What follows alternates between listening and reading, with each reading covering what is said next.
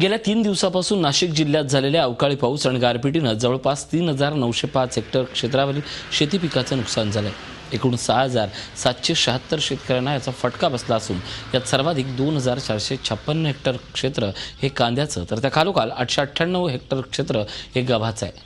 शेतातील पिकांबरोबर जीवितहानी देखील मोठ्या प्रमाणावर झाली असून यात 4 जण ठार तर 2 जण जखमी झालेत। शिवाय 24 जनावरे ही वीज पडून दगावली आहेत। जिल्हा प्रशासनाकडून जाहीर करण्यात आलेली ही आकडेवारी प्राथमिक असून आकडा वाढण्याची शक्यता आहे। याचा आढावा घेतला आमचे प्रतिनिधी योगेश खरे यांनी।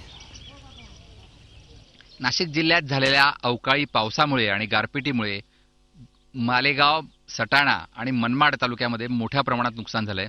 2 जणांचा बळी या ठिकाणी गेलाय आणि त्याचबरोबर महत्त्वाचं पीक असलेलं कांदा पीक हे पूर्णपणे उद्ध्वस्त झालंय। आपण बघू शकतोय की कांदा हा बागेंमध्ये पूर्णपणे झोपलाय। तो या मुसळधार पावसामुळे, पाऊस खूपच जोरदार झाल्यामुळे हा सगळा प्रकार घडलेला आहे। कांदा नेस्तनाबूत झाल्यामुळे कांद्याचं नुकसान हे मोठ्या प्रमाणात होणार आहे।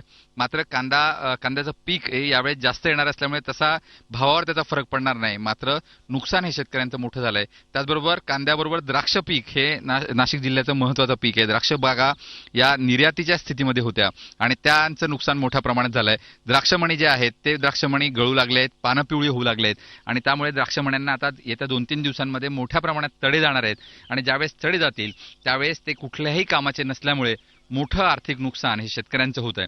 नाशिक जिल्ह्यामध्ये जवळजवळ 4,000 हेक्टरवर या द्राक्ष बागा आणि पिकांचं नुकसान या ठिकाणी झाल्याची नोंद शासनाकडे मिळते। त्यामुळे आता शासनानं त्वरित पंचनामे करून या शेतकऱ्यांना मदत द्यावी अशी मागणी नाशिक जिल्ह्यातल्या शेतकऱ्यांकडून केली जाते। व्हिडिओ जर्नलिस्ट मंगेशसह योगेश खरे, झी मीडिया, पिंपळगाव, नाशिक।